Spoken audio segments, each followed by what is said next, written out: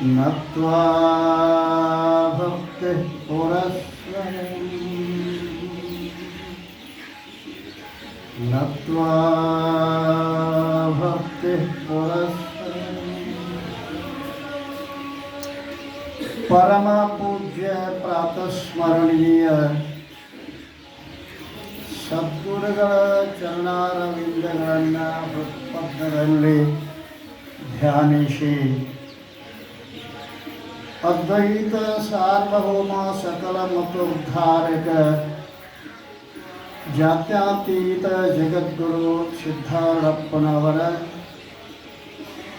ಮೌನ ಮಹಾಯೋಗಿ ಸ್ಥಿತಪ್ರಜ್ಞ ಜಗದ್ಗುರು ಗುರುನಾಥರೂಢಪ್ಪನವರ ಪಾವನ ಪಾದಾರವಿಂದಗಳಲ್ಲಿ ಹೊಣೆ ಮಣೆದು ಕನ್ನಡ ನಾಡಿಗೆ ಷಟ್ಶಾಸ್ತ್ರವನ್ನು ಕೊಟ್ಟು ಕರುಣಿಸಿದ ಶ್ರೀಮನ್ ನಿಜಗುಣ ಶಿವಯೋಗಿಗಳವರ ಚರಣಾರವಿಂದಗಳಲ್ಲಿ ನತಮಸ್ತಕನಾಗಿ ಆ ನಿಜಗುಣದ ಷಟ್ಶಾಸ್ತ್ರಗಳಿಗೆ ಟೀಕಾ ತಾತ್ಪರ್ಯಗಳನ್ನು ಬರೆದು ನಮ್ಮಂಥ ಮುಮುಕ್ಷುಗಳಿಗೆ ಮಹದುಪಕಾರ ಮಾಡಿರುವಂತಹ ಆರೂಢ ಜ್ಯೋತಿ ಸದ್ಗುರು ಶಿವಪುತ್ರ ಮಹಾಸ್ವಾಮೀಜಿ ಅವರ ಶ್ರೀಚರಣಗಳಲ್ಲಿ ಅಭಿವಂದಿಸಿ ಉಪಸ್ಥಿತ ಪೂಜ್ಯರಲ್ಲಿ ವಂದನೆಗಳನ್ನು ಸಮರ್ಪಿಸಿ ತಮ್ಮೆಲ್ಲರಿಗೆ ಅನಂತ ಶರಣು ಶರಣಾರ್ಥಿಗಳು. ಆತ್ಮೀಯರೇ, 18ನೇ ವರ್ಷದ ಆರೂಢ ಜ್ಯೋತಿ ತತ್ವಚಿಂತಾಮಣಿ ತತ್ವಚಿಂತನ ಸಾಧನ ಶಿಬಿರ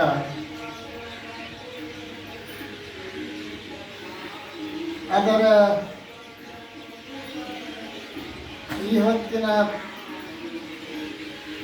ವಿಷಯ ಏನು ಅಂತ ಕೇಳಿದರೆ ಆರೂಢ ಜ್ಯೋತಿ ಶಿವಪುತ್ರೇಶ ವಿಜಯ. ಶಿವಪುತ್ರ ಮಹಾಸ್ವಾಮೀಜಿ ಅವರು ಹಿಂದಿನ ಜನ್ಮದಲ್ಲಿ ಏನಾಗಿದ್ದರು? ಸುಬ್ಬಯ್ಯ ಶಾಸ್ತ್ರಿ ಆಗಿದ್ದರು. ಅವರು ಕೊನೆಯ ಕಾಲದಲ್ಲಿ ಸಿದ್ಧಾರೂಢಪ್ಪನ ಪಾದ ಮೇಲೆ ತಲೆಯಿಟ್ಟು ಕ್ಷಮೆಯನ್ನು ಕೇಳಿ ಪ್ರಾಣವನ್ನು ತ್ಯಾಗ ಮಾಡಿ ಶಿವಲಿಂಗಮ್ಮ ಶಿವಬಸಪ್ಪ ಎನ್ನುವಂತಹ ಪುಣ್ಯ ದಂಪತಿಗಳ ಗರ್ಭದಲ್ಲಿ ಶಿವಪುತ್ರನಾಗಿ ಅವ್ರ ಜನ್ಮವನ್ನು ತಾಳಿದ್ದಾರೆ. ಅಂತಹ ಶಿವಪುತ್ರ ಸ್ವಾಮಿಗಳು ಪ್ರಶ್ನೆ ಮಾಡ್ತಾ ಇದ್ದಾರೆ,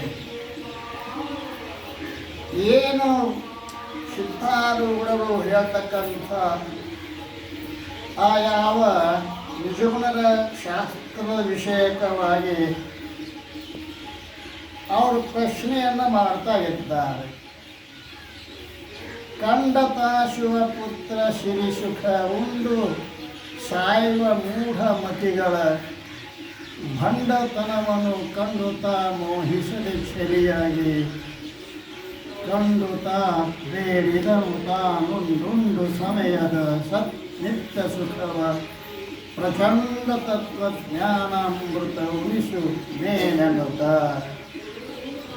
ಜಗತ್ತಿನಲ್ಲಿ ಎಲ್ಲರೂ ಯಾವುದನ್ನು ಬಿಟ್ಟು ಹೋಗುತ್ತಾರೆಯೋ ಅದಕ್ಕಾಗಿಯೇ ತಮ್ಮ ಇಡೀ ಜೀವನವನ್ನೆಲ್ಲ ಶ್ರಮಿಸ್ತಾ ಇದ್ದಾರೆ. ಏನು ಉಂಡ್ರು 5 ಇಂದ್ರಿಯಗಳು ಹೊರತಾಗಿ ಮತ್ತೊಂದು 6ನೇ ಇಂದ್ರಿಯ ಇಲ್ಲವೇ ಇಲ್ಲ. ಆ ಇಂದ್ರಿಯಗಳ ತೃಪ್ತಿಗಿಂತಲೂ ಮನಸ್ಸಿನ ತೃಪ್ತಿ ಬಹಳ ವಿಚಿತ್ರದ.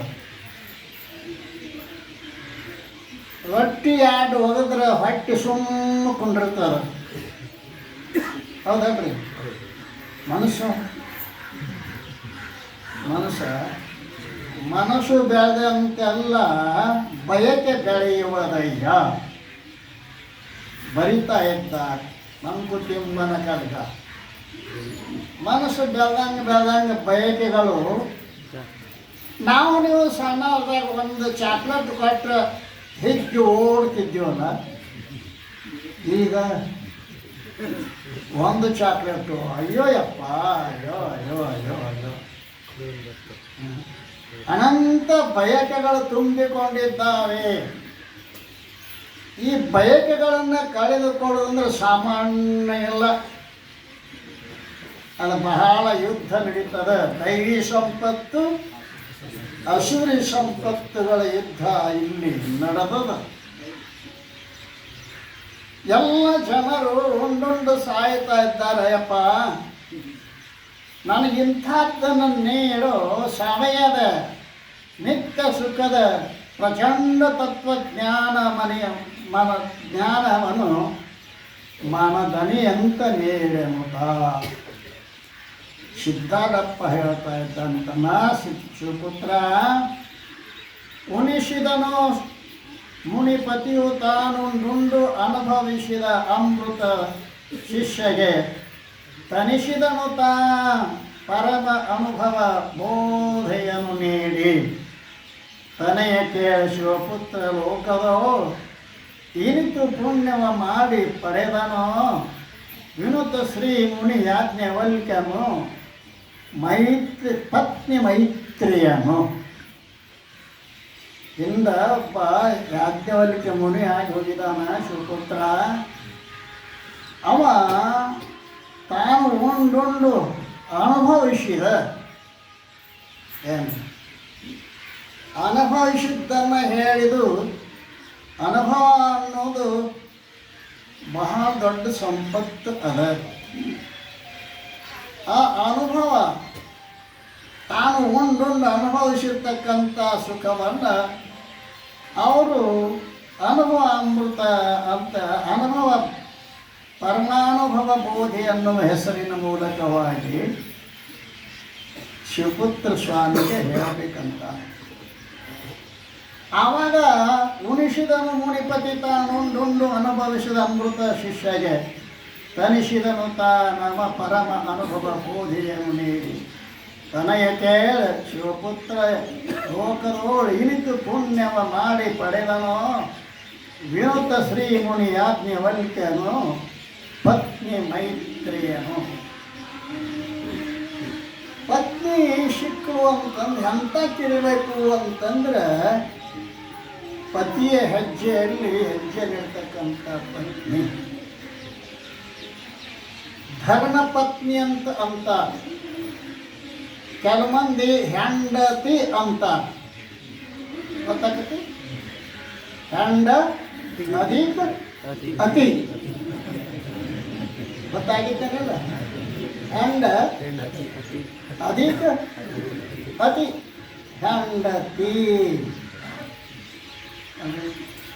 ಆಕೆ ಬಂದಳಂದ್ರೆ ಹೆಂಡು ಕುಡ್ದಂಗೆ ಅಪ್ಪನ ನೋಡಂಗಿಲ್ಲ, ಅವನು ನೋಡಂಗಿಲ್ಲ.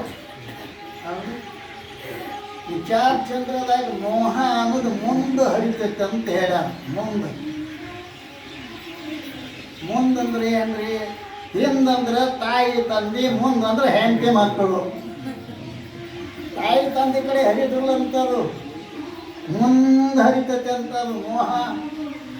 ಮುಂದಂದ್ರೆ ಹೆಂಡತಿ ಮಕ್ಕಳು. ಅದಕ್ಕಂತಾರ ಅವರು, ಈ ಹೆಂಡತಿ ಬೇರೆ, ಧರ್ಮ ಪತ್ನಿ ಬೇರೆ. ಧರ್ಮಪತ್ನಿ ಅಂತ ಯಾರಿಗಂತಾರೆ? ಪತಿಯನ್ನು ಧರ್ಮದ ಮಾರ್ಗದಲ್ಲಿ ಕೈ ಹಿಡಿದು ನಡೆಸತಕ್ಕಂಥ ಆ ತಾಯಿಗೆ ಧರ್ಮ ಪತ್ನಿ ಅಂತ ಕರೀತಾರೆ. ಏನ್ರೆ ಸಂಜಾತು ಇನ್ನು ಸಿದ್ಧಾರ್ಥ ಮಠಕ್ಕೆ ಹೋಗೋನು ಅಂತಂದ್ರೆ ಕೊಡ್ರಿ, ಅವನ ಭಾವ ಬಂದಾನಂತ ಈ ಭಾವ ಹೋಗ್ತಾನ. ಮನ್ಯಾಗ ಚಾ ಪುಡಿ ಇಲ್ಲ, ಸಕ್ಕರೆ ಇಲ್ಲ, ಏನು ದೋತ್ರ ಜಗ್ಗು ಅಂದ್ರೆ ಬೇಡ ಅಲ್ರಿ. ಆಕೆನ ಹೇಳ್ಬೇಕು, ನೀವು ನಡ್ರಿ ನಾನು ಬರ್ತೀವ. ಚಂದ ಹೇಳ್ತಾರೆ ಪಾಪ ಅಂತ ನಿನ್ನ ಮನೆಗಟ್ಟು ಮಾರಿ ನೀರು ಕೊಟ್ಟು ಹನಿಗೆ ಬತ್ತಿ ಹಚ್ಚಿ ನನ್ನ ಮುಂದೆ ಕಳಿಸಿ ಹಿಂದಿಂದ ಬರ್ತಿದ್ದಳು ಅಂದ್ರೆ ಆಕಿಗೆ ಅಂತಾರ ಅಂತಹ ಧರ್ಮ ಪತ್ನಿಯನ್ನು ಪಡೆದ ಯಾವ ಪುಣ್ಯವೋ ಯಾವ ನಾನೇನು ಹೇಳೇನಲ್ಲ. ಹೆಂಡತಿ ಅಂತಂದ್ರೆ ದೈವ ನಿರ್ಮಿತ ಸಖ, ದೈವ ನಿರ್ಮಿತ ಸಖ. ಅಲ್ಲೇನು ದೇವರು ನಿಶ್ಚಯ ಮಾಡ್ಯಾನ, ಈಕಿ ಗಂಡ ಆಗಬೇಕು, ಈಕಿನ ಇವನ ಹೆಂಡತಿ ಆಗಬೇಕು. ಇದನ್ನು ಬರೆದ ಕಳಿಸ್ಯಾನವ. ಅದು ಒಳ್ಳೇದಿರಲಿ ಕೆಟ್ಟದ್ದಿರಲಿ ನಿನ್ನ ಪಾಲಿಗೆ ಬಂದದ. ಪಾಲಿಗೆ ಬಂದದ್ದು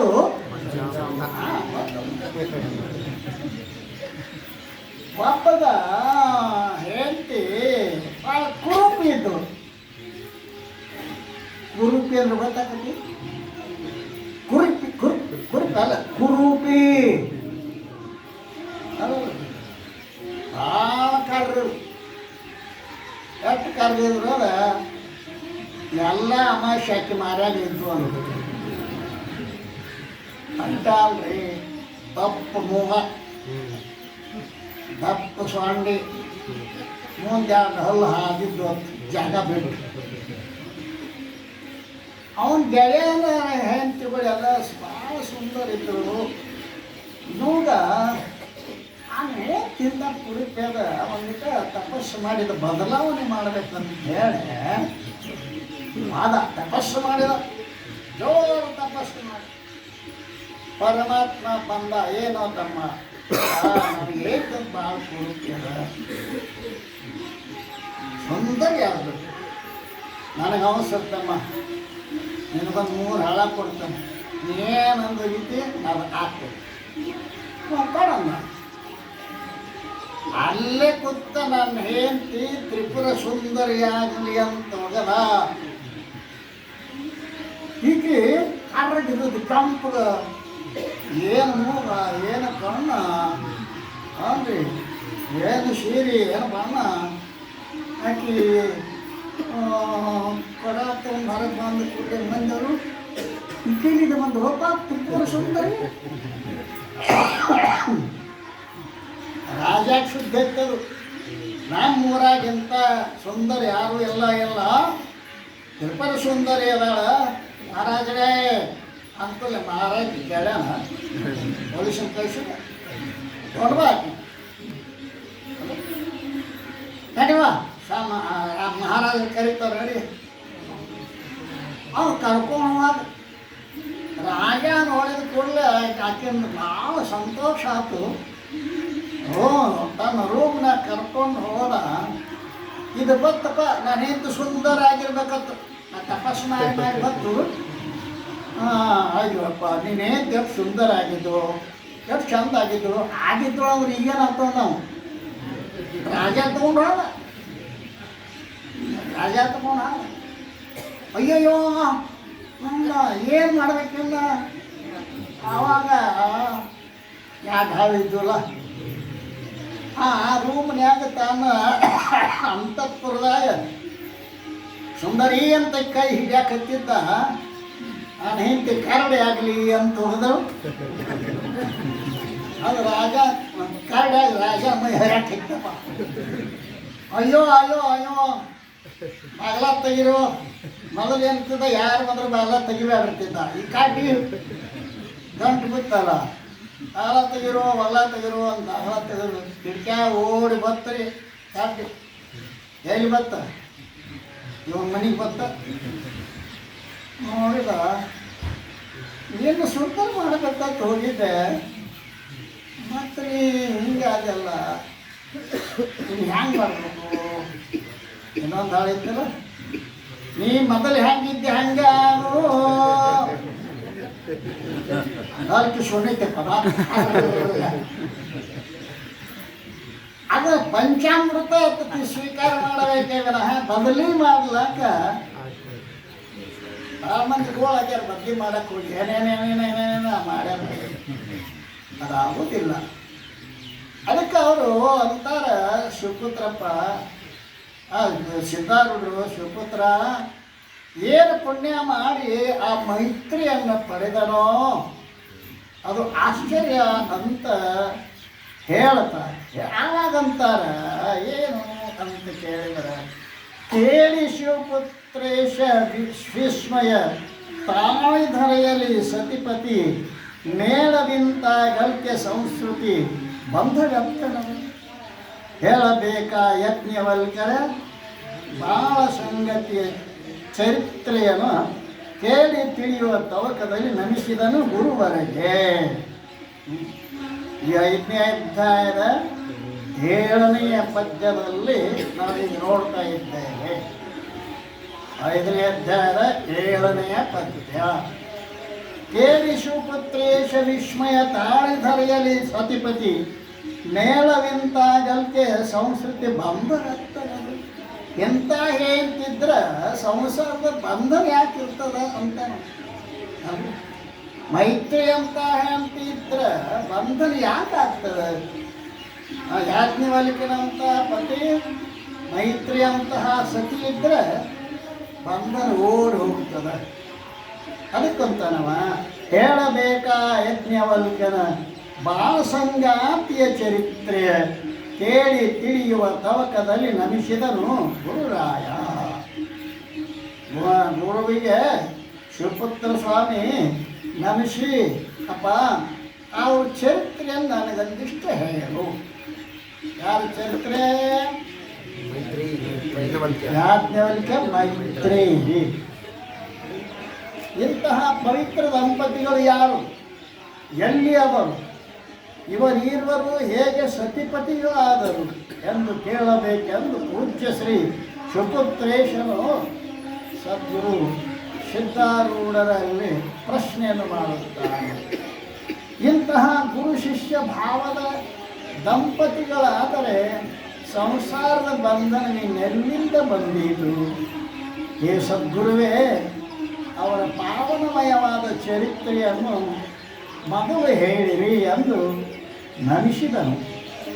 ಆಗ ಸದ್ಗುರು ಸಿದ್ಧಾರೂಢ ಈಶ್ವರರು ಗುರು ಯಾಜ್ಞವಲ್ಕ್ಯ ಮೈತ್ರಿಯರ ಚರಿತ್ರೆಯನ್ನು ಹೇಳುತ್ತಾರೆ.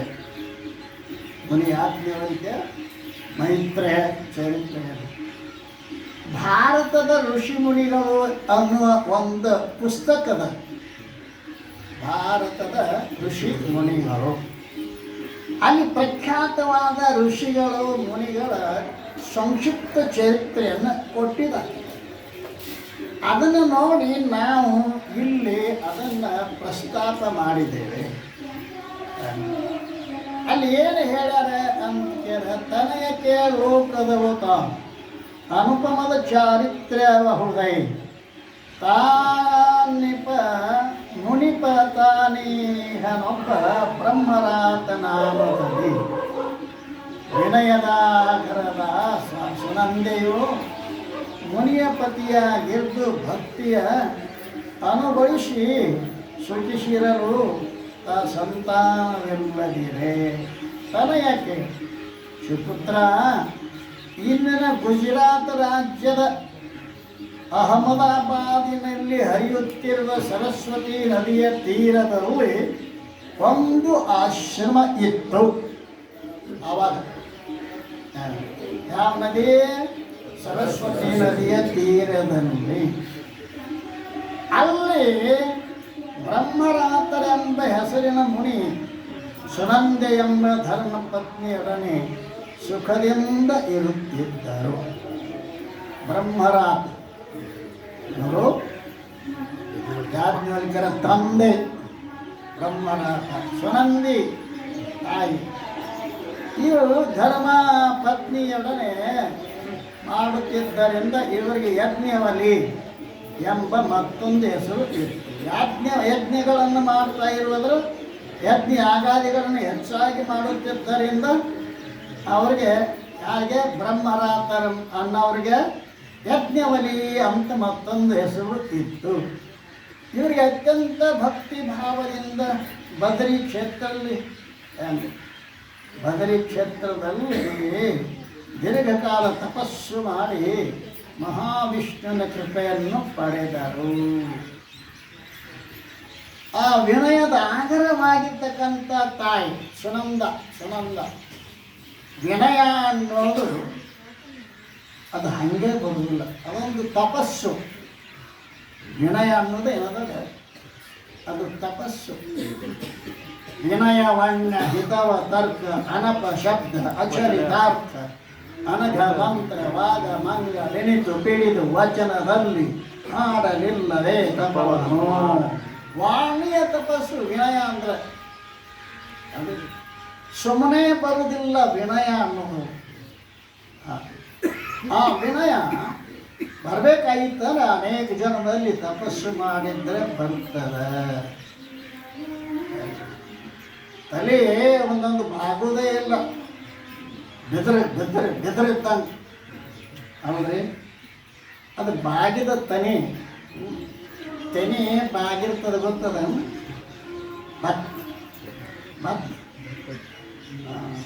ಮತ್ತು ನೈವೇದ್ಯವನ್ನು ಹೇಳ್ತಾರೆ, ಅಣ್ಣ ನೈವೇದ್ಯ ಮಾಡ್ತಾರೆ ಪರಮಾತ್ಮನಿಗೆ. ಯಾಕೆ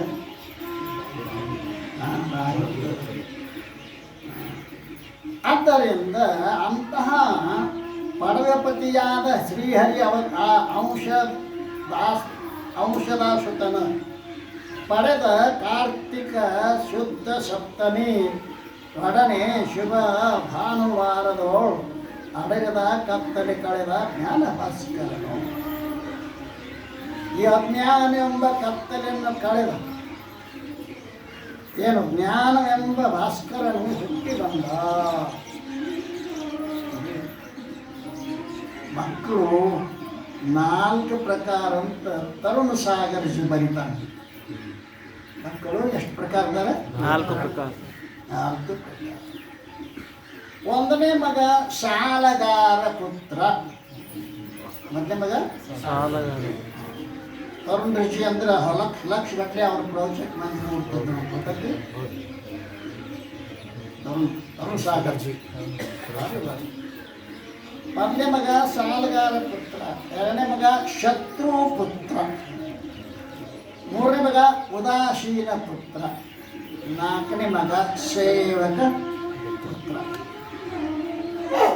ಸಾಲಗಾರ ಪುತ್ರ ಅಂದರೆ ಏನೋ ಅವ್ರು ಬರೀತಾರೆ. ಇವರಿಬ್ಬರು ಗಂಡ ಹೆಂಡತಿ ಹಿಂದಿನ ಜನ್ಮದಾಗ ಅವನ ಕಣ್ಣಿದ್ದು ಸಾಲ ತಗೊಂಡಿದ್ರಂತ. ಅವನ ಕಡೆದ ಈಗ ಊಟ ತಯಾರಾಗಲ್ಲ, ಅವನ ಕಣ್ಣಿಂದ ಸಾಲ ತಗೊಂಡಿದ್ರಂತ. ದುಡ್ಡು ಹಾಗಲ್ಲ, ರಾತ್ರಿ ದುಡಿದು ಶಾಲೆ ಕಲಿಸಿ ಅಲ್ರಿ ಅವನ ಮದುವೆ ಮಾಡಿದ ಕೂಡಲೇ ನಮಗೆ ನಿಮಗೆ ಹೊಂದಂಗಿಲ್ಲ, ನಾ ಹೋಗ್ತಾನಂತ. ಯಾಕೆ ಸಾಲ ಮುಗಿತಲ್ಲ, ಅರ್ಥ ಆತಾನಿಲ್ಲ. ನಿಮ್ಮನ್ನು ಬಿಟ್ಟು ಹೋಗ್ಯಾಗಲ್ಲ ಮಕ್ಕಳು, ಅವ್ನು ಸಾಲ ಮುಟ್ಟೈತೆ ಅವ್ರು. ಆ ಸಾಲ ಮುಟ್ಟು ಕಾಲಕ ನಿಮ್ಮನ್ನು ಕೂಡ ಇದ್ದಾರೆ.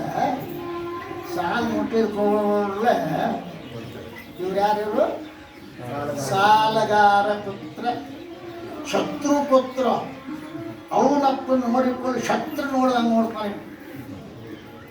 ಈಗ ಯಾಕೆ ಇಲ್ಲಿ ಬಂದ ಅಂತ ಕೇಳಿದ್ರೆ, ಹಿಂದಿನ ಜನ್ಮದಾಗ ಯಾವ ಶತ್ರು ಆಗಿದ್ದಲ್ಲ ಅವ ಈಗ ಹುಟ್ಟಿ ಬಂದ ಪುಣ್ಯಾತ್ಮ. ಇವೆಲ್ಲ ಋಣಾನುಬಂಧದಿಂದ ಬರ್ತಾ ತಿಳ್ಕೊರಿ. ನೀವು ನಿಶ್ಚಯ ಮಾಡಿದ್ದಲ್ಲದು. ಋಣಾನುಬಂಧ ರೂಪೇಣ ಪತಿಪತ್ನಿ ಸುತಾಲಯ ಋಣಕ್ಷಯಂ ಕ್ಷಯಂ ಯಾತಿ ಕಾತತ್ರ ಪರಿವೇದನ. ಅಂದ್ರೆ ಆ ಶತ್ರು ಪುತ್ರ ಅವನು ನೋಡ್ರೆ ಶತ್ರು ಮಾಡ್ತಾನೆ, ಅಪ್ಪ ನೋಡ್ರೆ ಶತ್ರು ಮಾಡ್ತಾನೆ. ಯಾಕಂದ್ರೆ ಹಿಂದಿನ ಜನ್ಮದಾಗ ಶತ್ರು ಈಗ ಮಗಾಗಿ. ಉದಾಸೀನ ಪುತ್ರ 3ನೇದವ. ಅವನ ರಾಗನೂ ಇಲ್ಲ, ಅಪ್ಪ ಅವನಾಗ ದ್ವೇಷನೂ ಇಲ್ಲ, ಸೋಮ ಆಗು ಮಗ ಅಷ್ಟೇ. ಹಿಂಗಿರ್ತಾವ ಒಂದೊಂದು ಅಂದರೆ ಏನು ಗೊತ್ತಾರಂಗಿಲ್ಲ, ರಾಗನೂ ಇಲ್ಲ ದ್ವೇಷನೂ ಇಲ್ಲ. ಇನ್ನೊಬ್ಬ ನಾನು ಸೇವಕ ಪುತ್ರ. ನೀವು ಹಿಂದಿನ ಜನ್ಮದಾಗ ಯಾರ್ದಾರ ಸೇವಾ ಮಾಡಿದ್ರಿ ಅಂದ್ರೆ ಅವ ಈಗ ಹುಟ್ಟಿ ಬಂದ ನಿಮ್ಮ ಸೇವಾ ಮಾಡ್ತಾ ಇದ್ದಾನೆ. ಇವ ಸೇವಕ ಪುತ್ರ, ಇವ ಸೇವಕ ಪುತ್ರ ಅಲ್ರಿ. ನೋಡ್ಕೊರಿ ಯಾರ್ಯಾರ್ದ ಏನು ಸಾಲಗಾರದಾನೋ ಶತ್ರುದಾನೋ ಉದಾಸೀನದಾನೋ ಅಲ್ಲ ಸೇವಕ ಪುತ್ರದಾನೋ ಇದು ದೈವ ನಿರ್ಮಿತ. ಇದು ಸಂಬಂಧ ಇದೇ ಜನ್ಮದ ಅಲ್ಲಿದು. ಅನೇಕ ಜನ್ಮಗಳು ಬಂದು ಹೋಗ್ಯಾವಲ್ಲ, ಅದೆಲ್ಲ ಒಟ್ಟುಗೂಡಿ ಇದೊಂದು ಕುಟುಂಬ ತಯಾರಾಗ್ಯದ ಆಯ್ತಾ. ಆದ್ದರಿಂದ ಈಗ ಏನಾಗೈತಿ ಅಂತ ಕೇಳ, ಈ ತಾಯಿ ಯಾರು ಎಡೆಬಿಡದೆ ಹರಿಯನ್ನು ಪೂಜಿಸು ಯಾಜ್ಞವಲ್ಕ್ಯ ಎಂಬ ಮತ್ತೊಂದು ಹೆಸರು ಇತ್ತಲ್ಲ ಅವಾಗ, ಯಾಗ ಬ್ರಹ್ಮರಾತ. ಆ ಬ್ರಹ್ಮರಾತ ಸುಮಂದ ಇವರಿಬ್ಬರು ಏನು ಮಾಡಿದ್ರು ಅಂತ ಕೇಳಿದ್ರೆ, ಆ ಹರಿಯನ್ನು ಪೂಜಿಸಿ ಪಡೆದರಾತನ ಕೃಪೆಯ ಬಲದಿಂದ ಪಡವಿಗಧಿಪತಿಯಾದ ಶ್ರೀಹರಿ ಅಂಶದಾಸುತನ ಶ್ರೀಹರಿಯ ಅಂಶದ ಕುಲ ಸುತನನ್ನು ಪಡೆದರು. ಪಡೆದ ಕಾರ್ತಿಕ ಶುದ್ಧ ಸಪ್ತಮಿ ಒಡನೆ ಶುಭ ಭಾನುವಾರದೋ ಆ ಅಡರಿದ ಕತ್ತಲೆ ಕಳೆವ ಜ್ಞಾನ ಭಾಸ್ಕರನ. ಇದನಂತರ ಆ ದಂಪತಿಗಳು ಯಾವಾಗಲೂ ಹರಿಯ ಭಕ್ತಿಯನ್ನು ಮಾಡಿ ಆತನ ಕೃಪೆಯನ್ನು ಪಡೆದರು. ಶ್ರೀಹರಿಯ ಅಂಶದ ಸುತನಿಗೆ ಸುನಂದಿಯು ಕಾರ್ತೀಕ ಶುದ್ಧ ಸಪ್ತಮಿಯ ಭಾನುವಾರ ಬೆಳಗಿನ ಜಾವದ ಶುಭ ನಕ್ಷತ್ರದಲ್ಲಿ ಸುತನಿಗೆ ಜನ್ಮ ನೀಡಿದಳು. ಆ ಸುತ್ತಮುತ್ತಲು ಮುಸುಕಿದ ಕತ್ತಲೆ ಅಜ್ಞಾನವನ್ನು ಕಳೆಯುವ ಜ್ಞಾನ ಭಾಸ್ಕರಂತೆ ಶೋಭಿಸಿದನು. ಜ್ಞಾನ ಭಾಸ್ಕರ ತಂದೆಯಾತನ ಕಂಡು ಜಾತಕದಿಂದ ಹರ್ಷಿತನಾಗಿ ಮಗನಿಗೆ ಅಂದದ ಹೆಸರಿಟ್ಟನಾತಗೆ ಯಾಜ್ಞವಲ್ಕ್ಯನುತ. ಅವನಿಗೆ ಯಾಜ್ಞವಲ್ಕ ಅಂತ ಹೆಸರಿಟ್ಟ. ಬ್ರಹ್ಮರಾತ್ ಅಂತಕ್ಕಂಥ ತಂದೆ, ಸುನಂದ ಅಂತಕ್ಕಂಥ ತಾಯಿ ಶ್ರೀಹರಿಯನ್ನ ಪೂಜಿಸಿ ಏನ್ರಿ ಪರಮಾತ್ಮನ ಪೂಜಿಸಿದ್ರೆ ಸುಪುತ್ರಗಳು ಹುಟ್ಟುತ್ತಾ ಇದ್ದಾರೆ ಏನ್ರಿ. ಪರಮಾತ್ಮನ ಹ್ಯಾಂಗ ಬಳಸ್ಬೇಕಾಗಿತ್ತು ಅಂತಾರೆ, ಭಕ್ತಿ ಹ್ಯಾಂಗಿರ್ಬೇಕು ಅಂತ ಕೇಳಿದ್ರೆ ಅನುಪಮ ಅಚಲ ಭಕ್ತಿ ಭಾವಾನುಕೂಲನೆ ಶಂಭೋಲಿಂಗ. ಭಕ್ತಿ ಭಾವಾನುಕೂಲನೆ ಶಂಭೋಲಿಂಗ. ಎಷ್ಟು ಅನುಪಮ ಇರಬೇಕು. ಉಪಮ ಕೊಡ್ಲಾಕ ಬರಬಾರ್ದು ನಿಮ್ಮ ಭಕ್ತಿ ಹೆಂಗೈತಿ ಅಂತ ಹೇಳಿ. ಭಕ್ತಿ ಅಂದ್ರೆ ಪ್ರೀತಿ. ನಿಮಗೆ ಪ್ರೀತಿ ಪರಿಚಯ ಅದ, ಭಕ್ತಿ ಪರಿಚಯ ಕಡಿಮೆ. ಸುಮ್ಮನೆ ಸಿದ್ಧ ಮಠಕ್ಕೆ ಬಂದಾಗ ಮಾತ್ರ ಭಕ್ತಿ ಪರಿಚಯ. ಯಾಕಂದ್ರೆ ಮಹಾನ್ ತಪಸ್ವಿ ಸಿದ್ಧನ ಕ್ಷೇತ್ರ ಬಾಂಧಿ ಅಂದ್ರೆ ನಿನ್ನ ಅಡ್ಡ ಬೀಳಿಸದಿದ್ದಂದ್ರೆ ಅವನು ಸಿದ್ಧಾರೂಢನೇ ಅಲ್ಲ, ಸಾಷ್ಟಾಂಗ ನಮಸ್ಕಾರ ಹಾಕ್ಬೇಕು. ಹಂಗೆ ಆಕರ್ಷಣೆ ಅದೇ ನೋಡಿ. ಸಾಧಾರಣ ಮಂದಿ ಅವನು ನಾವು ಗದ್ದಿ ಮುಂದೆ ಕೂತಿರ್ತಾರೆ, ಆರಾಮ ಅವ್ರು ದೊಡ್ಡ ಶ್ರೀಮಂತರು ಹೊಟ್ಟಾದೀಸರು ಅಂದ್ಕೊಂಡಿರ್ತಾರೆ. ಯಾಕೆ ಅಂತ ಕೇಳಿದ್ರೆ ಆ ಭಕ್ತಿಯ ತೆರೆಗಳು, ಅಪ್ಪನ ಗದ್ದಿಗೆಯಿಂದ ಹೊರಟ ತೆರೆಗಳು. ಹೇಳ್ತಿದ್ರಂತ ಮಹಾತ್ಮರ ಸಮಾಧಿ ಸಾವಿರ ವರ್ಷಗಟ್ಟಲೆ ಅವ್ರದ್ದು ಶಕ್ತಿ ಇರ್ತದ ಅಂತ ಬರೀತಾ ಇದ್ದಾರೆ. ಈಗ ಅಪ್ಪ ಒಂದು 100 ವರ್ಷ ಸಮೀಪ ಬಂದಾಗ ಅಪ್ಪ ದೇಹ ಬಿಟ್ಟು 2-3 ವರ್ಷ ಕಡಿಮೆ, 97 ಮಾನ್ಯ ಪುಣ್ಯಾರಾಧನೆ 97. ಆದ್ದರಿಂದ ಭಕ್ತಿ ಪ್ರೀತಿ ಅದು ಹಂಗ ಅನುಪಮ ಉಪಮಾನ ಕೊಡಲಾಕಬಾರದ್ದು. ತುಂಬಿ ಹಳ್ಳ ಬತ್ತು ಅಂದ್ರೆ ನೀವು ನೋಡೇನಂತೀರಿ, ಹಳ್ಳಾಗ್ರಿ ಇದು ಹೊಳಿ ಬಂದಾಗ ಹೊಳಿ ಹಳ್ಳಕ್ಕೆ ಹೊಳಿಯ ಉಪಮಾನವನ್ನು ಕೊಟ್ರಿ. ತುಂಬಿ ಹೊಳಿ ಬತ್ತು ಅಂತಂದ್ರೆ ಇದೊಂದು ಬಂದಿಲ್ರಿ ಹೊಳಿ. ಹೊಳಿ ಅಲ್ರಿ ಇದು, ಸಮುದ್ರ ನೋಡಿದಂಗೆ ಆಗ್ತದೆ. ಹೊಳಿ ಸಮುದ್ರ ಕೊಡ್ತೀವಿ. ಸಮುದ್ರಕ್ಕೊಂದು ಹಾದ್ರಿ ಅಂದ್ರೆ ಇದು ನಮ್ಮ ಹಾಳ್ದಂಗೆ ಐತಿರ್ತೀರ, ನಾವು ಹೊಳೆ ಹಂಗೆ ಐತಿರ್ತೀರ. ಹಳ್ಳಕ್ಕೆ ಹೊಳೆಯ ಉಪಮಾನ ಕೊಟ್ರಿ. ಹೊಡಿಗೆ ಸಮುದ್ರ ಉಪಮಾನ ಕೊಟ್ರಿ. ಸಮುದ್ರ ಅಪಾರವಾದ ಜಲರಾಶಿ ನೋಡಿ ಅಬ್ಬಬ್ಬ ಅಲ್ಲಲ್ಲ ಕಲಾಸ್ ಮುಗೀತು ನಿಮ್ಮ ಸ್ವಲ್ಪ ಅಬ್ಬಬ್ಬ ಅಲ್ಲ ಏನಪ್ಪ ಹಂಗೆ ನಿಮ್ಮ ಭಕ್ತಿ ಏನದ ಅಲ್ಲ ಹಿಂಗೆ ಹಂಗೆ ಹೇಳಕ್ಕೆ ಬರಬಾರ್ದು. ಅದು ಹೃದಯದಲ್ಲಿರ್ತಕ್ಕಂಥ ಭಕ್ತಿ. ಭಕ್ತಿ ಶಬ್ದ ಬಾಯಾಗಿರ್ತೈತಿ. ಹೇಳೋದಾಗ್ತಕ್ಕಂತೆ ಭಕ್ತಿ ಶಬ್ದ ಬಾಯಾಗಿರ್ತೈತಿ, ಅದರ ಅರ್ಥ ಹೃದಯದೊಳಗಿರ್ತೈತಿ. ಪ್ರತಿಯೊಂದು ಶಬ್ದಕ್ಕೊಂದೊಂದು ಅರ್ಥ ಇರ್ತದೆ ಗೊತ್ತೈತಿ. ಶಬ್ದಕ್ಕೊಂದು ಅರ್ಥ ಇರ್ತದೆ ಗೊತ್ತೈತಿ.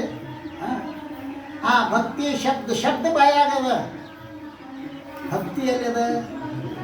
ಹೃದಯದ. ಆ ಪವಿತ್ರವಾದ ಹೃದಯದಲ್ಲಿ ಭಕ್ತಿ ಉತ್ಪತ್ತಿಯಾಗಿ ಅವರು ಶ್ರೀಹರಿಯನ್ನ ಭಕ್ತಿ ಮಾಡಿ ಅವನ ಕೃಪೆಯಿಂದ ಮಗನನ್ನು ಹಡಿದ್ರು. ಆ ಮಗನ ಜ್ಯೋತಿಷಿಯನ್ನು ನೋಡಿದರು. ಏನು ಸಾಮಾನ್ಯ ಆಗುವುದಿಲ್ಲ ಅಂತೇಳಿ ಅವನಿಗೆ ಯಜ್ಞವನಿಕ ಅಂತ ಹೆಸರಿಟ್ಟು ಮುಂದೆ ವೈಶಂಪಾಯ ಗುರುವಿನೋಳು ಅಂದು ವಿದ್ಯಾಭ್ಯಾಸ ಕೈದರು. ಚಂದನಿಂದ ಓದಿದನು ವೇದಾದಿಗಳ ವಿದ್ಯೆಯನು. ವಿದ್ಯಾ ಅಂದ್ರೆ ಸುಮ್ಮನೆ ಬರಂಗಿಲ್ಲ. ವಿದ್ಯಾ ಬಹಳ ದೊಡ್ಡದು. ವಿದ್ಯಾ ಒಮ್ಮೆಗೆ ಬರಂಗಿಲ್ಲ, ಒಂದು ಕಡೆ ಮಾತ್ರ ಬರಿತಾ ಇದ್ದಾರಲ್ಲ.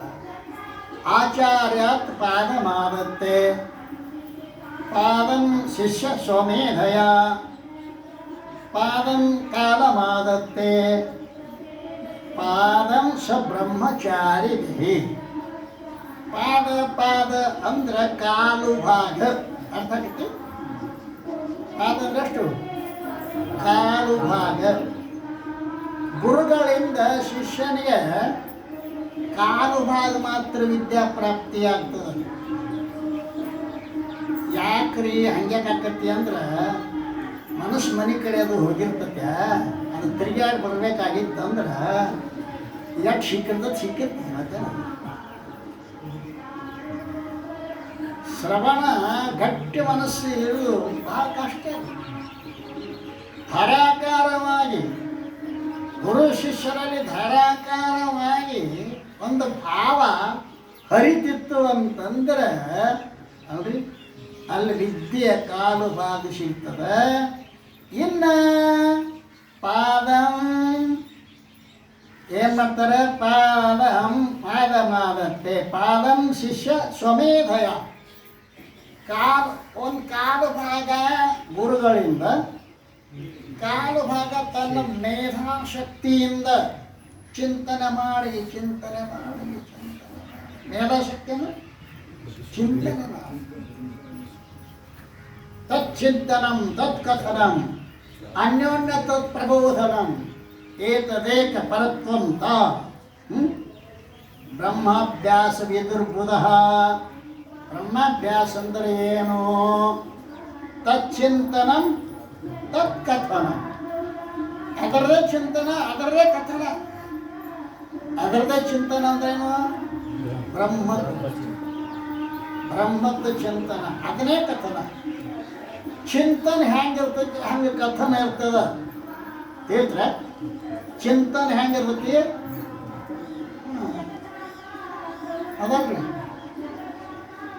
ಚಿಂತನ ದೊಡ್ಡ ಸಾಹುಕಾರ ಹೊಲ ಖರೀದಿ ಮಾಡಿದ್ದ, ಭಾಳ ಮಸ್ತ್ ಖರೀದಿ ಮಾಡಿದ್ದ.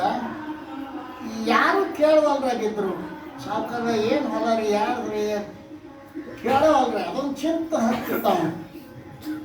ಇಟ್ಟು ದೊಡ್ಡ ಹೊಲ ಖರೀದಿ ಮಾಡೇನಿ ಅಂತ ಹೊಲದ ಒಡ್ಡಿ ಮ್ಯಾಗ ಕೂತಿದ್ದ. ದಾರಿಕಾರ ಬಂದ, ಇದು ಎಲ್ಲಿ ಹೋಗ್ತೈತ್ರಿ ನೀವು ದಾರಿ ಅಂತ ಕೇಳ. ಈ ಹೊಲ ನಾನ ತಗೊಂಡಾನಿ. ಚಿಂತನ ಕಥನ ಅಲ್ರಿ ಎಲ್ಲಿ ಹೋಗ್ತೈತ್ರಿ ದಾರಿ? ಮೊನ್ನೆ 5 ಕೋಟಿ ಕೊಟ್ಟು ನೋಡಿದ. ಇದು ಇವತ್ತು ಧಾರವಾಡಕ್ಕೆ ಹೋಗ್ಬೇಕಾಗಿತ್ತು ಗಿರಾಕಿ ಇಲ್ಲೇ ಕೂತೈತೆ ಹುಚ್ಚರ ಆಸ್ಪತ್ರೆ ಅಲ್ಲಿ ಅಂತಲ್ಲ. ಅದ ಖುಷಿ ಅಂತ ಸಾವ್ಕಾರ ಮನ್ಯಾಗ ಬಂದು ಹೆಂಡತಿಗೆ ಹೇಳಕ್ಕೆ ಇವತ್ತು ಅದು ಕೇಳ್ದ ಸಾವ್ಕಾರ ಏನ್ರಿ ಹೊಲ ಎಷ್ಟು ಚಲೋ ಅದ ರೀ ಯಾರು ತಗೊಂಡ್ರೆ ಯಾರು ಬರೆಯೋದು ಇವರು ನಾನು ಕೇಳ ಅಂತ ತಾನು ಇದನ್ನು ಹೇಳಕತ್ತಿತ್ತು. ಅದಕ್ಕೊಂದು ಚಿಂತೆ ಇರ್ತರಿ ನೋಡ್ರಿ ಹಗಲೆಲ್ಲ ಕೇಳ್ಬಾರ್ದು ಪಾಳಾಗರೆ ಮಾಡಿಸ್ರಿ ಕೈಯಾಗರೆ ಮಾಡಿಸ್ರಿ ತಚ್ಚಿಂತಾನ ಹಗಲೆಲ್ಲ ಕೇಳ್ಬಾರ್ದು ನೀವು ಮಾಡಿಸೋದಾರ ಪಾಳಾಗರೆ ಮಾಡಿಸ್ರಿ ಕೈಯಾಗರೆ ಮಾಡಿಸ್ರಿ ಅಂತ ಅದಕ್ಕೆ ಭಾಳ ಸಂತೋಷ ಆಗ್ತದೆ ಹೆಂಡತಿಗೆ ಸಾವುಕಾರ್ತಿಗೆ. ಅದು ಮಗಳು ದೊಡ್ಡದಾಗಿತ್ತು ಎಲ್ಲಿದ್ದನ ಆಗಿದ್ದಿಲ್ಲ. ಆಕೆ ಕೇಳಿದರು ತಂಗಿ ನಿಮ್ಮಪ್ಪ ಇವತ್ತು ಕೇಳಿ ನಾವು ಹಾಳಾಗಿ ಮಾಡಿಸಿರೋ ಕೈಯಾಗ ಮಾಡಿಸಿ ಇವತ್ತು ಕೇಳಿ ನಾವು ನಿಮ್ಮಪ್ಪ ಅದೇವತ್ತು ಕಾರ ಕೊಡ್ರಿ ಒಟ್ಟು ವರ್ಷ ಲಗ್ನ ಮಾಡಿ ಚಿಂತನಂ ಚಿಂತನಂ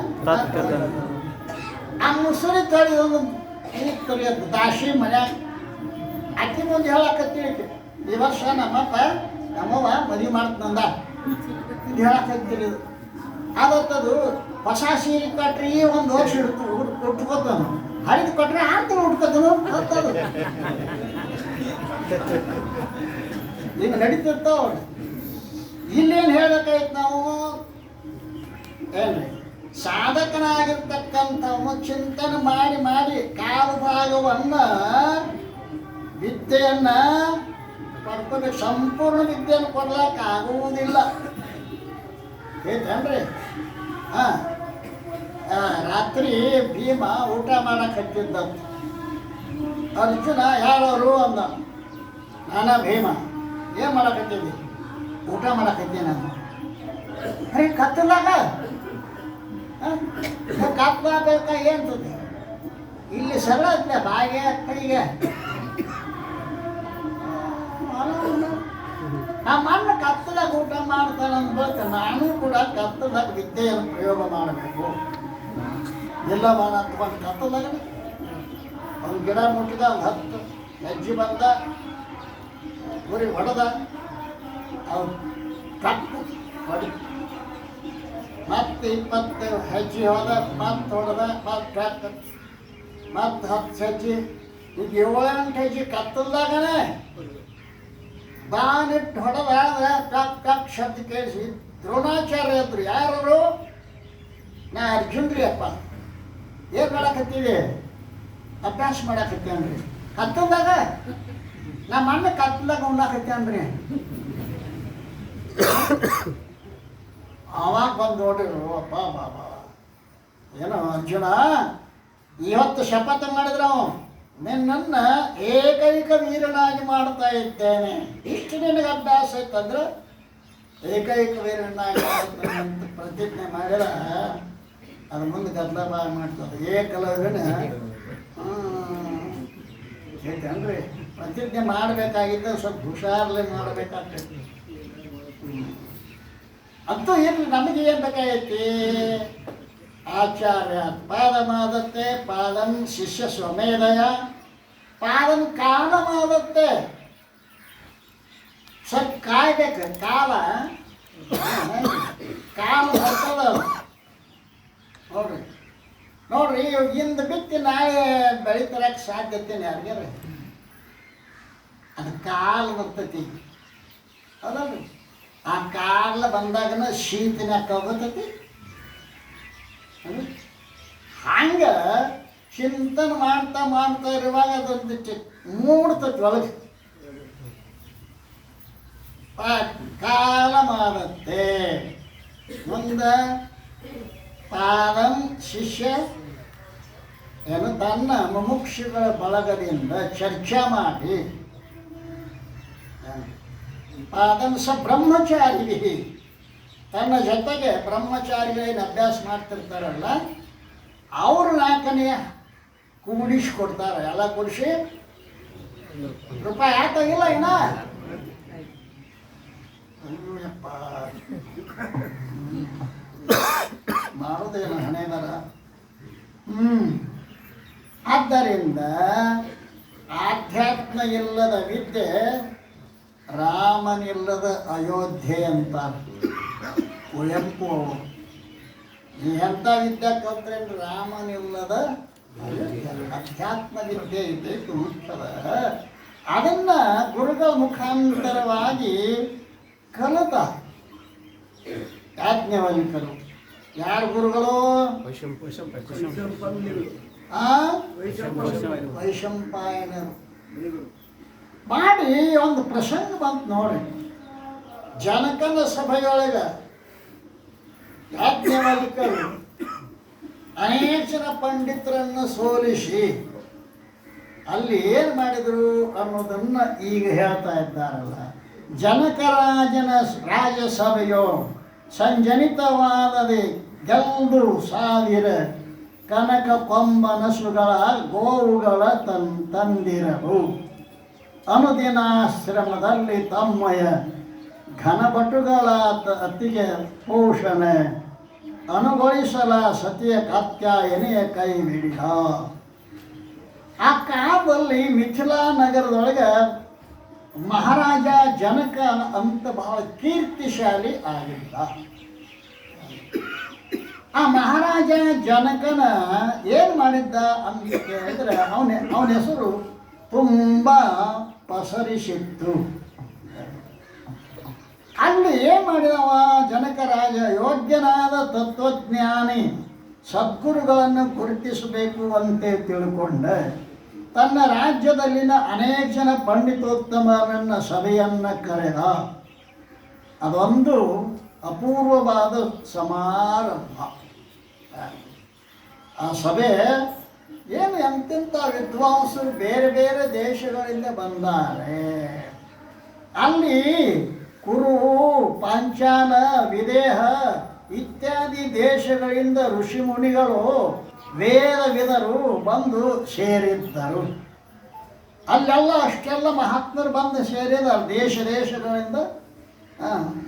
ಆ ವಿದೇಹ ಇತ್ಯಾದಿ ದೇಶಗಳಿಂದ ಋಷಿಮುನಿಗಳು ವೇದವಿದರು ಬಂದು ಸೇರಿದ್ದರು. ಆ ಸಭೆಯಲ್ಲಿ ರಾಜಾ ಜನಕನು ಎದ್ದು ನಿಂತು ಹೇಳ್ತಾ ಇದ್ದಾನೆ. ಏನು?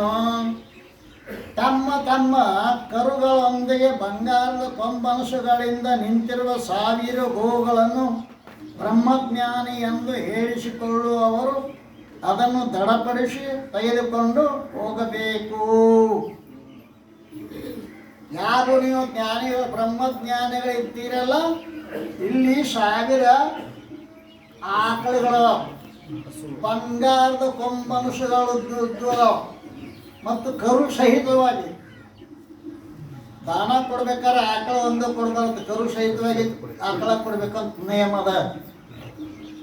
ಇಂಥ 1000 ಆಕಳುಗಳನ್ನು ನೀವು ಯಾರು ಬ್ರಹ್ಮಜ್ಞಾನಿ ಇದ್ದೀರಿ ಅವರು ಇವನ್ ತೆಗೆದುಕೊಂಡು ಹೋಗಬಹುದು ಅಂತ ಅಂದರು. ಹೇಳಿಸಿಕೊಳ್ಳುವವರು ಅದನ್ನು ದೃಢಪಡಿಸಿ ತೆಗೆದುಕೊಂಡು ಹೋಗಬೇಕು ಎಂದಾಗ ಸಭೆ ಚಕಿತವಾಗಿ ಮೌನದಲ್ಲಿ ಮುಳುಗಿ ಹೋಯಿತು. ಮಜಾದ ಮಾತು. ನೀವ್ಯಾರು ಜ್ಞಾನಿಗಳಿದ್ದೀರಿ ಅವರು ಈ ಆಕಳನ್ನು ಒಯ್ಯಬೇಕು. ನಾ ಜ್ಞಾನಿ ಅಂತ ಹೇಳಿದ್ರೆ ಜ್ಞಾನಿ ಏನೋ ಕಲ ಹೋಗಿ ಕೆಮ್ಮಿದಂ ತಪ್ಪು ಸರ್ವಜ್ಞ. ಬೊಬ್ಬವನು ಅರಿತವನು ಸೊಮ್ಮನಿದ್ದಿರಬೇಕು. ಅರಿತು ಹೇಳಿದಡೆ ಕಳ ಹೋಗಿ ಕೆಮ್ಮಿದಂ ತಪ್ಪು ಸರ್ವಜ್ಞ. ಕಾತನಕ್ಕೆ ಹೋಗಿದ್ದತ್ತ ಕೆಮ್ಮಿದತ್ತ ಹೇಳಿದ್ರೆ ಹಂಗೆ ನೋಡಿ. ಜನಕ ಮಹಾರಾಜ ಶಾಣೆ ಇರಬೇಕು. ನೀವು ಯಾರು ಬ್ರಹ್ಮಜ್ಞಾನಿ ಇದ್ದೀರಿ ಈ 1000 ಆಕಳುಗಳನ್ನು ಕರು ಸಹಿತವಾಗಿರ್ತಕ್ಕಂಥ ಆಕಳುಗಳನ್ನು ತೆಗೆದುಕೊಂಡು ಹೋಗ್ಬೋದು ಅಂದಾಗ ಸಭೆ ಚಕಿತ ಮೌನ ಮುಳುಗಿ ಹೋಯಿತು. ಈ ಸಭೆಯ ಮೌನವನ್ನು ಗಮನಿಸಿದ ಯಾಜ್ಞವಲ್ಕ್ಯರು ಎದ್ದು ನಿಂತೇನಂತಾರೆ? ಸೌಮ್ಯ ಸೋಮಶ್ರವ ಏತಃ ಉದಶ. ಎಲ್ಲ ಸೋಮೇಶ್ವರ, ಈ ಗೋಗಳನ್ನು ನಮ್ಮ ಆಶ್ರಮಕ್ಕೆ ತೆಗೆದುಕೊಂಡು ಹೋಗು. ನಾನು ಜ್ಞಾನಿ ಇದ್ದೇನಂತ ಹೇಳಲಿಲ್ಲ, ಹೇಳಕ್ಕೂ ಬರಂಗಿಲ್ಲ. ಏನಂದ್ರೆ ಅವರು ಈ ಗೋವುಗಳನ್ನು ನಮ್ಮ ಆಶ್ರಮಕ್ಕೆ ತೆಗೆದುಕೊಂಡು ಹೋಗು ಎಂದರು. ಕೂಡಲೇ ಸಭೆಯಲ್ಲಿ ಕೋಲಾಹಲ ಉಂಟಾಯಿತು. ವಿದ್ವಾಂಸರಿಗೆ ಕೋಪ ಉಂಟಾಯಿತು. ಹಾಗಾದರೆ ನೀನು ಶ್ರೇಷ್ಠ ಬ್ರಹ್ಮಜ್ಞಾನಿಯ? ಎಲ್ಲರೂ ಕೇಳಕ್ಕಿರ್ತಾರ, ನೀನು ಶ್ರೇಷ್ಠ ಬ್ರಹ್ಮಜ್ಞಾನಿ ಏನು? ಹಾಗಾದ್ರೆ ನೀನು ಶ್ರೇಷ್ಠ ಬ್ರಹ್ಮಜ್ಞಾನಿ ಏನು ಎಂಬುದಾಗಿ ಅಶ್ವಲ ಎಂಬ ಪಂಡಿತ ಕೇಳಿದ. ಆಗ ಯಾಜ್ಞವಲ್ಕ್ಯರು ವಿನಯದಿಂದಲೇ, ಅಯ್ಯ ಸ್ವಾಮಿ, ನಾನು ಹಾಗೆಲ್ಲಿ ಹೇಳಿದೆ? ಗೋಕಾಮ ಏವ ಸ್ವಯಂ ಸ್ವಯಂ, ಬ್ರಹ್ಮನಿಷ್ಠರಿಗೆ ನಾನು ತಲೆಬಾಗಿ ಹೇಳುತ್ತೇನೆ, ನನಗೆ ಗೋಗಳು ಬೇಕಾಗಿವೆ. ಮುಂದೆ ಒಂದು ಸ್ವಾರಸ್ಯವಾದ ಚರ್ಚೆ ನಡೆಯಿತು. ನನಗೆ ಗೋಗಳು ಬೇಕು ಅಂದವ. ಬೇಕು ಅಂದ್ರೆ ಜ್ಞಾನಿಯೇನೋ ಅಂತ ಎಲ್ಲರೂ ಕೇಳಕ್ಕಾಯ್ತಾರೆ. ನಿಮಗೇನ್ರಿ ಶಂಕ ಆಯ್ತು, ನನಗೆ ಕೇಳ್ರಿ ಅಂದ. ಮತ್ತೆ ಜ್ಞಾನಿ ಅಂತ ಹೇಳಕ್ ತಯಾರಿಲ್ಲ. ನಿಮಗೆ ಏನಾದ್ರು ಸಮಸ್ಯೆ ಇತ್ತಂದ್ರೆ ಕೇಳ್ರಿ ಅಂದ. ನಾನು ಹಾಗೆಲ್ಲಿ ಹೇಳಿದೆ? ಗೋಕಾಮಯ ಸ್ವಯಂ, ಬ್ರಹ್ಮನಿಷ್ಠರಿಗೆ ನಾನು ತಲೆಬಾಗಿ ಹೇಳುತ್ತೇನೆ, ನನಗೆ ಗೋಗಳು ಬೇಕಾಗಿವೆ. ಮುಂದೆ ಒಂದು ಸ್ವಾರಸ್ಯವಾದ ಚರ್ಚೆ ನಡೆಯಿತು. ಪಂಡಿತರು ತಮ್ಮ ಪ್ರಶ್ನೆಗಳಿಗೆ ಉತ್ತರವನ್ನು ಕೇಳಿ ನಂತರ ಆಕಳುಗಳನ್ನು ಒಯ್ಯಬೇಕೆಂಬುದಾಗಿತ್ತು. ಪಂಡಿತರ ಪ್ರಶ್ನೆಗಳಿಗೆ ಸರಿಯಾದ ಉತ್ತರವನ್ನು ಹೇಳಿ ಆಕಳಗಳನ್ನು ಒಯ್ಯಬೇಕಾ ಅನ್ನೋದು ಒಂದು ನೇಮ ಇತ್ತು ಅಲ್ಲ. ಒಯ್ಯಬೇಕೆಂದಿತ್ತು. ಯಾಜ್ಞವಲ್ಕ್ಯರು ಅಪೇಕ್ಷಿಸಿದ್ದನು ಅದನ್ನೇ. ಎಲ್ಲರೂ ಪ್ರಶ್ನೆ ಕೇಳಲಿ ಅಂತ ಅಪೇಕ್ಷೆಯಿಂದನ ಜ್ಞಾನಿ ಅಂತ ಹೇಳಲಾರದನೆ ನಿಮಗೇನಾದ್ರು ಸಂಶಯ ಇದ್ರೆ ಕೇಳ್ರಿ. ದೊಡ್ಡವ್ರ ಮಾತು ಭಾಳ ಮಜಾ ಇರ್ತಾವ್ರಿ, ನಮ್ಮಂಗೆ ಅಲ್ಲ ಅವ. ಕೇಳ್ರಿ ಅಂದಾಗ ಪಂಡಿತರು ತಮ್ಮ ಪ್ರಶ್ನೆಗಳಿಗೆ ಉತ್ತರವನ್ನು ಹೇಳಿ ನಂತರ ಆಕಳನ್ನು ಒಯ್ಯಬೇಕಾಗಿತ್ತು. ಯಾಜ್ಞವಲ್ಕ್ಯರು ಅಪೇಕ್ಷಿಸಿದ್ದು ಅದನ್ನೇ. ಆಗ ಅಶ್ವಾಲರೇ ಆದಿಯಾಗಿ ಆತ್ಮಭಾಗ, ಮಾಹಿಣ್ಯ, ಉಪಸ್ಥ, ಕಹೋಲ ಮುಂತಾದವರು ಮೃತ್ಯು ಎಂದರೇನು, ಅದನ್ನು ಗೆಲ್ಲುವುದು ಹೇಗೆ, ಸತ್ತ ನಂತರ ಇಂದ್ರಿಯಗಳು ಮನಸ್ಸು ಏನಾಗುತ್ತವೆ, ಅಶ್ವಮೇಧ ಯಾಗವನ್ನು ಮಾಡಿದವರು ಯಾವ ಲೋಕವನ್ನು ಸೇರುತ್ತಾರೆ, ಇಂತಹ ಪ್ರಶ್ನೆಗಳಿಗೆ ಯಾಜ್ಞವಲ್ಕ್ಯರು ಸಮರ್ಪಕವಾದ ಉತ್ತರಗಳನ್ನು ಕೊಟ್ಟರು. ಎಲ್ಲರೂ ಬಂದ ಪ್ರಶ್ನೆ ಕೇಳಿದರು ಅಲ್ರಿ. ಈ ಯಾಜ್ಞವಲ್ಕ್ಯರು ಅಪೇಕ್ಷಿಸಿದ್ದು ಅದ ಇತ್ತಲ್ಲ, ಇಲ್ಲಿ ಏನು ಕೇಳ್ತಾರೆ? ಈ ಅದನ್ನು ಗೆಲ್ಲುವುದು ಹೇಗೆ, ಸತ್ತ ನಂತರ ಇಂದ್ರಿಯಗಳು ಮನಸ್ಸು ಏನಾಗುತ್ತವೆ, ಅಶ್ವಮೇಧ ಯಾಗವನ್ನು ಮಾಡಿದವರು ಯಾವ ಲೋಕವನ್ನು ಸೇರುತ್ತಾರೆ, ಇಂತಹ ಪ್ರಶ್ನೆಗಳಿಗೆ ಯಾಜ್ಞವಲ್ಕ್ಯರು ಸಮರ್ಪಕವಾದ ಉತ್ತರವನ್ನು ಕೊಟ್ಟರು. ಆ ಸಭೆಯಲ್ಲಿ ಗಾರ್ಗ್ಯ ಎಂಬ ಮೇಧಾವಿಯಾದ ಮಹಿಳೆಯೂ ಇದ್ದಳು. ಅಬ್ಬ, ಏನು ನಮ್ಮ ವೇದ ಕಾಲ! ಗಾರ್ಗ್ಯ ಹೆಣ್ಮಗಳು, ಅಬ್ಬ, ಆಕೆ ಭಾರಿ ವಿದ್ಯಾವತಿ ಇದ್ದಳು.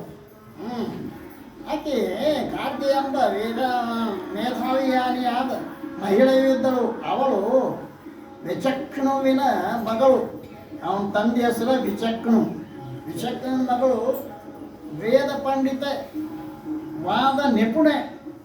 ಅವಳು ಬಗೆ ಬಗೆಯಾದ ಪ್ರಶ್ನೆಗಳನ್ನು ಸುರಿಮಳೆಗಳೆದಳು. ಯಾಜ್ಞವಲ್ಕ್ಯರ ಮುಂದೆ ನೂರಾರು ಪ್ರಶ್ನೆಗಳು ಸುರಿಮಳೆ ಮಾಡಿದಳು.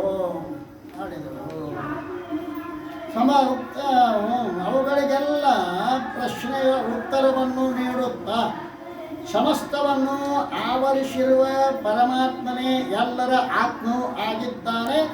ಅನುಭವದಿಂದ ಮಾತ್ರ ಅದನ್ನು ಅರಿಯಲು ಸಾಧ್ಯ. ಜ್ಞಾನವೆಂದರೆ ಬರೀ ಪುಸ್ತಕ ಪಾಂಡಿತ್ಯವಲ್ಲ, ಅದು ಅನುಭವವೇದ್ಯವಾದ ಆತ್ಮಜ್ಞಾನವೇ ಆಗಿದೆ ಎಂದು ಸ್ಪಷ್ಟಪಡಿಸಿದರು ಯಾಜ್ಞವಲ್ಕ್ಯರು. ಎಲ್ಲವನ್ನು ಮುಸುಕಿರ್ತಕ್ಕಂಥದ್ದು ಯಾವುದು ಅಂತ ಕೇಳಿ ಪರಮಾತ್ಮ. ಪರಮಾತ್ಮ ಇಲ್ಲದ ಜಾಗನೇ ಎಲ್ಲ ಕಡೆಗೆ ಆ ಪರಮಾತ್ಮನಿಂದ ನಿರ್ಮಾಣ ಆಗಿರ್ತಕ್ಕಂಥ ಅದರೊಳಗೆ ಕೂಡ ಎಲ್ಲ ಕಡೆ ಯತ್ರ ಯತ್ರ ಮನೋಯಾತಿ ತತ್ರ ತತ್ರ ಬ್ರಹ್ಮ ದರ್ಶನಂ. ಎಲ್ಲ ಕಡೆಗೆ ತುಂಬಿಕೊಂಡ್ರೆ ಈಶಾವಾಸ್ಯವಿದಂ ಸರ್ವಂ. ಎಲ್ಲ ಉಪನಿಷತ್ತುಗಳ ಸಾರವನ್ನು ಹಾಕಿ ನೂರಾರು ಪ್ರಶ್ನೆಗಳಿಗೆ ಉತ್ತರವನ್ನು ಕೊಟ್ಟರು. ಅದು ಅನುಭವವೇದ್ಯವಾದ ಆತ್ಮವಿದ್ಯೆ. ಅದು ಪುಸ್ತಕದ ಪಾಂಡಿತ್ಯ ಅಲ್ಲ, ಅನುಭವವೇದ್ಯ ಆಗಬೇಕು. ಏಕಂದ್ರಿ ಆ ಅನುಭವ ಹಂಗೆ ಬರ್ತತೇನೋ. ಕರತ ಕರತ ಅಭ್ಯಾಸ ಜಡಮತಿ ಹೋಯ್ ಸುಜಾನ್ अस्सी रश्य आवत जावत शिल्पर पड़ई निशान. ಚಂದ ಕರ್ತ ಕರ್ತ ಅಭ್ಯಾಸ ಜಡಮತಿ ಹೋಯ ಸುಜಾನ್. ಅಭ್ಯಾಸ ಮಾಡ್ತಾ ಮಾಡ್ತಾ ಹೋದ್ರೆ ಜಡಬುದ್ಧಿಯುಳ್ಳ ಮನುಷ್ಯನು ಕೂಡ ಜ್ಞಾನಿ ಆಗುತ್ತಾನೆ. ಉದಾಹರಣೆ ಏನು? ರಶ್ಯ ಆವತ್ ಜಾವತ್ ಶಿಲ್ಪರ್ ಪಡೈ ನಿಶಾನ್. ಮಟ್ಟಿ ಹುಡ್ತಿದ್ರೆ ಹಳೆ ಕಾಲದಾಗ ಇರ್ತದ, ಆ ಮಟ್ಟಿಗೆ ಸಂಡಿ ಹಾಕತ್ತಿರ್ತೈತಿ ಕೆಳಗೆ. ಅದು ಹೋಗಿ ಬಂದು ಅಲ್ಲಿ ಕೆಳಗಿಂದ ಕಲ್ಲನ್ನು ಕೊರೆದಿರ್ತೈತಿ. ಗೊತ್ತೈತೆ? ಕಲ್ಲನ್ನು ಕೊರಿತೈತಿ. ಹಗ್ಗ ಮೃದು, ಕಲ್ಲ ಕಠಿಣವಾದ ಕಲ್ಲನ್ನು ಹಗ್ಗ ಹ್ಯಾಂಗ ಅದನ್ನು ಗುರ್ತ ಹಾಕ್ತು? ಆವತ್ತು ಜಾವತ್ತು ಅದರ ಒಂದಿಷ್ಟ ದಿವಸ ನೀವು ಮಠಕ್ಕೆ ಬರೋದು ಹೋಗೋದು ಆವತ್ತು ಜಾವತ್ತು. ಪರಂತು ಗೊತ್ತಾಗ ಹೆಂಗೆ ಆ ಹಗ್ಗ ಆ ಕಲ್ಲಿಗೆ ಹತ್ತೆ ಸರಿದಾಡ್ಬೇಕು ಅಂದ್ರೆ ಗ್ಯಾರಿಗೆ ಬೀಳ್ತೈತಿ. 1 ಇಂಚು ಆಂತರಿತ್ತಂದ್ರೆ ನಮ್ಮ ಮನಸ್ಸು 1 ಇಂಚ್ ಆಂತರಿತ್ತಂದ್ರೆ ಎಂದು ಹೇಳಿದ್ದು ನಾಳೆ ಕೇಳಿದ್ರೆ ಯಾಕೆ ಮನಸ್ಸು ಹತ್ತಿಲ್ಲ. ಅದಕ್ಕಂತಾರ ರಶ್ಯ ಆವತ್ತು ಜಾವತ್ತು ಶಿಲ್ಪರ್ ಪಡೈ ನಿಶಾನ್. ಮನಸ್ಸ ನೆರೆ ಕೇಳು ಕೇಳುವುದನ ರೀ ಅರಿತದ ನೊಮ್ಮೆ ಮರೆಯದಿರು ಗುರುಪೇದ ತೆರೆದು ತರ ವಿಷಯವನ್ನು ತೊರೆದು ನಿರ್ವಿಷಯದಳು ಕರಿಗೊಂಡು ನಿಲೆ ನೀನೇ ಸುಖಿಯಪ್ಪೆ. ಅಲ್ರಿ, ನೀನೇ ಸುಖಿಯಪ್ಪೆ ಅಂತಂದಾಗ ಗಾರ್ಗೆ ಆಕೆ ತುಂಬ ಹೃದಯದಿಂದ ಆಕೆ ಯಾಜ್ಞವಲ್ಕ್ಯನ ಪ್ರಶಂಸೆ ಮಾಡಿದಳು. ಇದರ ನಂತರ ಶ್ರೇಷ್ಠ ಬ್ರಹ್ಮಜ್ಞಾನಿ ಬೇರೆ ಯಾರು, ಇವರಂತಹ ಶ್ರೇಷ್ಠ ಬ್ರಹ್ಮಜ್ಞಾನಿ ಯಾರೂ ಇಲ್ಲ. ಬ್ರಹ್ಮವಾದದಲ್ಲಿ ಇವರನ್ನು ಯಾರೂ ಜಯಿಸಲಿಕ್ಕೆ ಸಾಧ್ಯವಿಲ್ಲ ಅಂತ ಘೋಷಣೆ ಮಾಡಿದಳ. ಗಾರ್ಗೆ ಸಭೆಯೊಳಗೆ ಘೋಷಣೆ ಮಾಡಿದ ಮಹಾರಾಜ ಜನಕ ಎದ್ದು ಬಂದು ಭಕ್ತಿ ಗೌರವಗಳಿಂದ ನಮಸ್ಕರಿಸುತ್ತಾ ನಮಸ್ತೇಸು ಇಮೇ ವಿದೇಹ ಅಯಂ ಅಹಂ ಅಸ್ಮಿ. ಗುರುಗಳೇ, ತಮಗೆ ನನ್ನ ನಮಸ್ಕಾರ. ಈ ವಿದೇಹ ರಾಜ್ಯ ಮತ್ತು ನಾನು ತಮ್ಮ ಸೇವೆಗಾಗಿ ಸದಾ ಮೀಸಲು ಎಂದು ಘೋಷಿಸಿದನು. ಸಭೆಯ ಅನುಮತಿಯನ್ನು ಪಡೆದು ಸರ್ವಜ್ಞ ಪದವಿಯನ್ನು ಸೂಚಿಸುವ ಕಿರೀಟವನ್ನು ತೊಡಿಸಿ, ಸರ್ವಜ್ಞ ಪದವಿ ಅನ್ನೋದಂತ ಅವಾಗ ಸರ್ವಜ್ಞ ಪದವಿಯನ್ನು ಪಡೆದ ಯಾಜ್ಞವಲ್ಕ್ಯ ಜನಕನ ಆಸ್ಥಾನದ ಕಿರೀಟವನ್ನು ತೊಡಿಸಿ ಸಹಸ್ರ ಸಾಲಂಕೃತ ಗೋವುಗಳನ್ನು ಮತ್ತು ಅವಳ ಕರುಗಳನ್ನು ದಾನವಾಗಿತ್ತು ಸತ್ಕರಿಸಿ ಯಾಜ್ಞವಲ್ಕ್ಯನ ಶಿಷ್ಯರೊಂದಿಗೆ ಗೋವು ಸಹಿತವಾಗಿ ಆಶ್ರಮಕ್ಕೆ ತೆರಳಿದ. ಈ ರೀತಿ ಪಂಡಿತೋತ್ತಮನ ಮಹಾಸಭೆಯು ಬಲಶಾಲಿಯಾಗಲಾದ ಯಾಜ್ಞವಲ್ಕ್ಯ ಮಹರ್ಷಿಗಳ ಕೀರ್ತಿಯು ದೇಶದಾದ್ಯಂತ ಹರಡಿತು. ಇವರ ಆಶ್ರಮಕ್ಕೆ ವಿದ್ಯಾರ್ಜನೆಗೆಂದು ಸುತ್ತಮುತ್ತಲಿನ ಸಾವಿರಾರು ಒಟುಗಳು ಆಗಮಿಸಲು ಹತ್ತಿದರು. ಯಾವಾಗ ಜನಕರಾಜನಲ್ಲಿ ಅವರು ಜಯಶಾಲಿಗಳಾಗಿ ಬಂದರೋ ಆ ಸುದ್ದಿಯನ್ನು ಕೇಳಿ ದೇಶ ದೇಶಗಳಿಂದ ಒಟುಗಳು ಬ್ರಹ್ಮಜ್ಞಾನಕ್ಕಾಗಿ ಆಗಮಿಸಿದರು. ಆ ಒಟುಗಳ ಪಾಲನೆ ಪೋಷಣೆಯನ್ನು ತಾಯಿಯಂತೆ ಗುರುಪತ್ನಿಯ ಅವಶ್ಯಕತೆ ಇತ್ತು. ಅದಕ್ಕಾಗಿ ಯಾಜ್ಞವಲ್ಕ್ಯರು ವಿವಾಹವಾಗುವುದು ಅವಶ್ಯವಾಯಿತು. ನೂರಾರು ಜನ ಸಾಧಕರು ಬಂದರು ಅಂತಂದ್ರೆ ಅವ್ರು ವ್ಯವಸ್ಥೆ ಮಾಡುವಂಥ ತಾಯಿ ಸದೃಶ್ಯವಾಗಿರ್ತಕ್ಕಂಥ ಒಬ್ಬರು ಬೇಕಲ್ಲ, ಗುರುಪತ್ನಿ. ಆವಾಗ ಅವ್ರು ಏನು ಮಾಡಿದರು, ಕನ್ಯಾಪೇತ್ರಗಳು ಎಷ್ಟೋ ಮಂದಿ ರಾಯವಾಯಂ ಯಾಜ್ಞವಲ್ಕ್ಯ ಮದುವೆ ಅಕ್ಕನಂದ ಬಳಿಕ ಭಾಳ ಮಂದಿ ಕನ್ಯಾಪಿತೃಗಳು ನಾ ಮುಂದೆ ಅಂತ ಬಂದರು. ಆದರೆ ಕಾತ್ಯಾಯಿನಿ ಎಂಬ ಋಷಿ ಅಂಥರು ಒಬ್ಬರು. ಅವರು ವೇದ ವಿದ್ವಾಂಸರು. ಅವರ ಮಗಳು ಕಾತ್ಯಾಯಿನಿ ಚೆಲುವೆ, ತುಂಬ ಜಾಣೆ. ತಂದೆ ತಾಯಿಗಳು ಅವಳನ್ನು ಒಳ್ಳೆಯ ಸಂಸ್ಕಾರದಿಂದ ಬೆಳೆಸಿದ್ದರು. ಆಕೆ ಆಶ್ರಮದ ವಿದ್ಯಾರ್ಥಿಗಳನ್ನು ಪ್ರೀತಿ ವಿಶ್ವಾಸಗಳಿಂದ ನೋಡಿಕೊಳ್ಳಬಲ್ಲ ಚತುರೆ ಎಂದು ಭಾವನೆ ಯಾಜ್ಞವಲ್ಕ್ಯರಲ್ಲಿಯೂ ಉಂಟಾಯಿತು. ಶುಭ ಮುಹೂರ್ತದಲ್ಲಿ ಕಾತ್ಯಾಯಿನಿಯರ ಆಶ್ರಮದಲ್ಲಿ ಸರಳ ರೀತಿಯಲ್ಲಿ ವಿವಾಹವ ನಡೆದು ಹೋಯಿತು. ವಧುವರರು ಆದರ್ಶ ದಂಪತಿಗಳಾದರು. ಅಂದಿನಿಂದ ಯಾಜ್ಞವಲ್ಕ್ಯರು ಗುರುಗಳಾಗಿ, ಕಾತ್ಯಾಯಿನಿ ಗುರುಪತ್ನಿಯಾಗಿ ಆಶ್ರಮವನ್ನು ಚೆನ್ನಾಗಿ ನಡೆಸುತ್ತಾ ಸಂತೋಷದಿಂದ ಇದ್ದರು. ಈ ಒಂದು ಕಥೆ ಆತಿದ್ರು. ಯಾವುದು? ಕಾತ್ಯಾಯಿನಿ. ಇನ್ನೊಬ್ಬಕ್ಕಿದಾಳಲ್ಲ ಮೈತ್ರಿ. ಅದು ಯಾಕೆ ಅವಶ್ಯಕತೆ ಆಯಿತು? ಅದಕ್ಕೋಸ್ಕರವಾಗಿ ಆ ಮೈತ್ರಿ ವಿಚಾರವನ್ನು ನಾಳಿನ ದಿವಸ ನಾವು ನೀವೆಲ್ಲ ತಿಳಿಯೋಣ. ಸದ್ಗುರುನಾಥ ಮಹಾರಾಜ್